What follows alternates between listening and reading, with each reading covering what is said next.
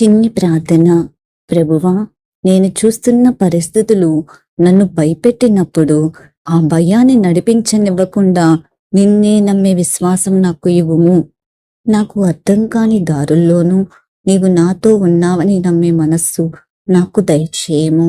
భయం కన్నా విశ్వాసమే నా హృదయంలో బలంగా ఉండునుగాక. ఆమెన్. చిన్న స్టోరీ. ఒక చిన్న బాలుడు రాత్రివేళ ఒంటరిగా నడుస్తూ ఉన్నాడు. చుట్టూ చీకటి, దారిలో భయం. అతని చేతిలో ఒక చిన్న దీపం ఉంది. ఆ దీపం మొత్తం దారిని చూపించలేదు, కేవలం తన ముందు 2 అడుగుల దారిని చూపిస్తుంది. బాలుడు ఆలోచించాడు, మొత్తం దారి కనిపించకపోయినా ఈ ఒక్క వెలుగు చాలు ముందుకు అడుగు వేయడానికి. అతడు నడిచాడు. ఒక్క అడుగు, మరొక అడుగు. ప్రతి అడుగుతో వెలుగు ముందుకు వెళ్ళింది. భయం తగ్గింది, నమ్మకం పెరిగింది. జీవితం కూడా అంతే.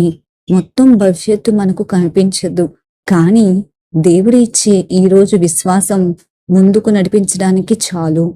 విశ్వాసం అంటే సమస్యలు లేవని అనుకోవడం కాదు. సమస్యలు ఉన్నా దేవుడు నన్ను వదలడు అని నమ్మడమే విశ్వాసం. భయం మనల్ని ఆపేస్తూ ఉంది, విశ్వాసం మనల్ని ముందుకు నడిపిస్తూ ఉంది. బైబిల్ ఇలా చెబుతూ ఉంది, భయపడకుడి, నేను నీతో ఉన్నాను.